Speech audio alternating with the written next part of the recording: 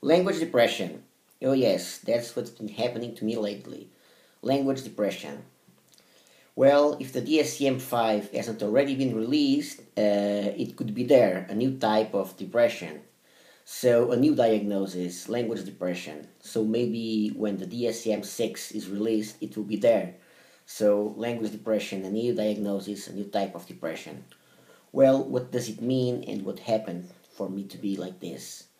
Well, I used to be a great student, but that was back in the old days. And then I became some sort of, not exactly a terrible one, but just one more student.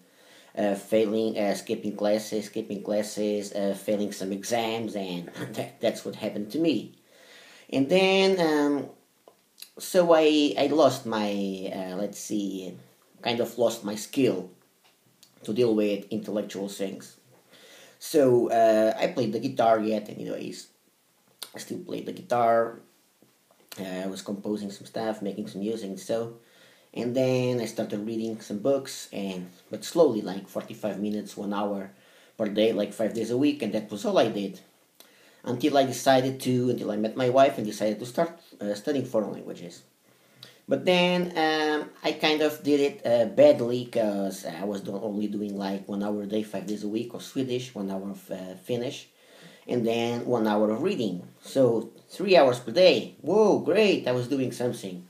That it was been a while since I was doing something.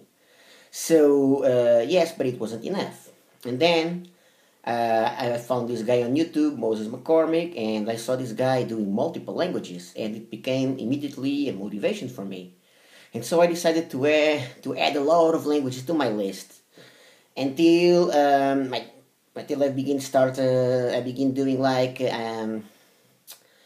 until I began doing like a lot of languages at the same time, like more than 20 languages at the same time, and it was crazy and it was way too much. Then burnout. I burned out exactly, and then the language depression started. So it's not a new thing. And then I was had my list going up and down, adding and cutting languages from out of my list. So my list had like 72 languages, and then there was this time when it had like 103 or 104 or something like that. I don't know exactly. Then I got down to 72, and then it's like a manic episode, something like that. I decided to add languages to my list, and there was this time, and it wasn't long ago, as you guys know. It wasn't so long ago that I decided to make a list of 100 languages. And so there I was looking for languages to add on my list, looking on my stuff, on my language resources, looking on internet, let's see, finding languages for me to add on my list. And of course, I could find languages to add on my list. There are around 6,000 languages in the world, so yes, I had a list of 100 languages. And then the manic episode was out, and the depressive one came out. And then there I was again. There I was again. I had a list of 72 languages, I believe. And then I cut down to progressively like 68, I believe. I guess I was 68, something like that. If it's not, it was around that. Then 60, 63, and now it has 58 languages. But that's when I really learned something about language depression. Because when we want to do a lot of things, we can't do everything at the same time, and we can't do everything. That's why some languages that I dropped, I believe that they were great choices. Dropping Maltese, for instance. Well, I want to learn advanced Arabic, so I want to learn several Arabic dialects. I will start with more than standard Arabic, and then with Moroccan Arabic, because where I live, it's the most useful one. And then Egyptian, and then let's see, one course per year during several years. So that's it. So I'll use that time that I could use for Maltese. That time that I could use for Maltese, I decided to study, for instance, Arabic. Okay, so the time that I could use to study Maltese, I'll study Arabic. Tamil. Well, I use that time to study Hindi because I would like to learn Hindi on an advanced level, and I'm still a very, very beginner. So those ones were good languages to drop. Cherokee, I want to learn Navajo, so I chose Navajo. So that's why I dropped Cherokee. Okay? And then, Lithuanian, I prefer to learn Latvian because I like the way it sounds. I've studied a little bit only. I like the way it sounds, so I could learn like on a intermediate level on Lithuanian. So, being language depressed is also a way of analyzing yourself and your goals. So, my goals are higher goals in a lot of languages, not just dabbling in A2 like other people do. I want to be able to speak the language like B2, C1, it depends on the language, of course, not every language. And then Mongolian, I realized that I had Mongolian on my list.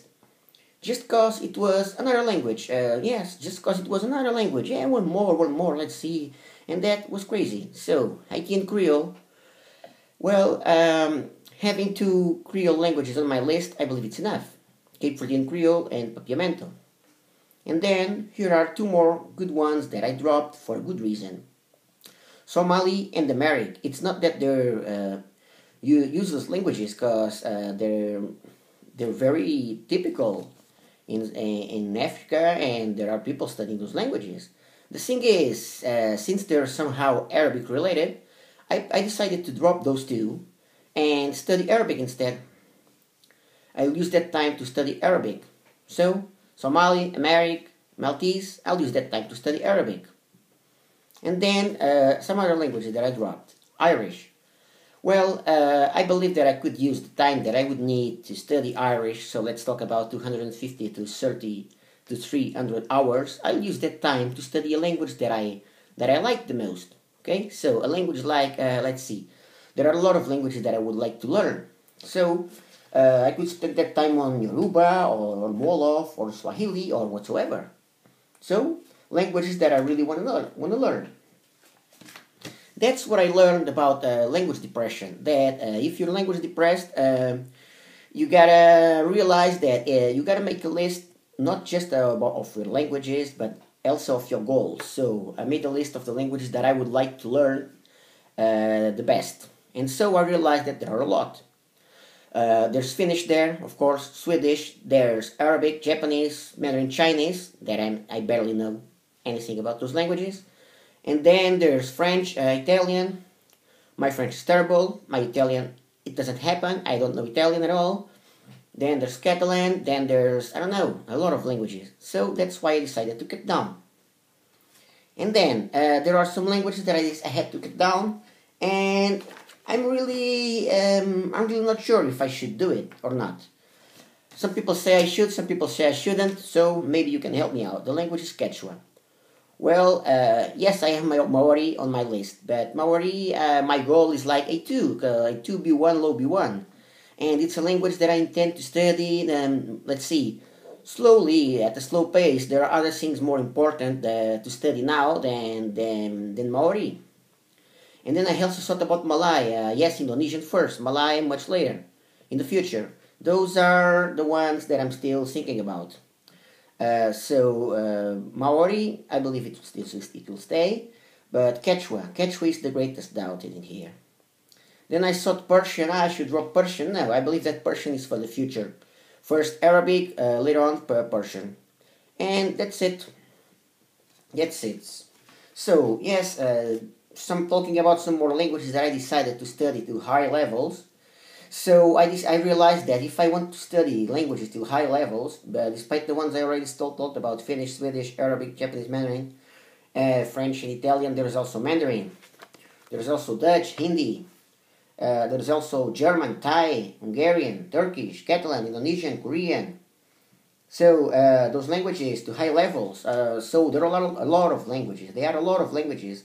And then like to upper intermediate level, I have Polish, Czech, Greek, Vietnamese, Estonian, Russian, Yoruba, Wolof, Swahili, Latvian, Norwegian, and if I could, I don't know, Navajo. So the thing is, if I want to learn those languages at higher levels, so those ones to be two, Yoruba, Wolof, Swahili, Polish, Czech, and so, and the other ones like to C1, C2 if possible, I don't know, if I spend like 10 years or 15 years studying them, like one course per year, like one course of Swedish, Finnish, one course of Arabic, of Japanese, of Mandarin. During 10 or 12 years, it might be possible to reach C2. I don't know. Let's try.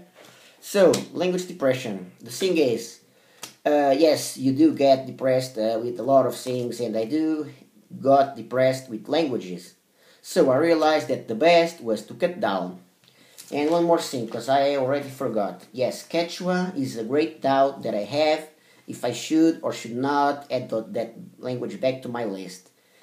And then I have Hausa and Shona on my list that I don't know if they should go out or not. I don't know.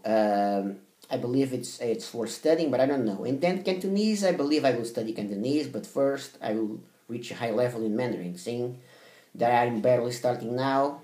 So that's it. Hope you guys enjoyed the video. I believe there are a lot of language depressed people out there, and see you guys there.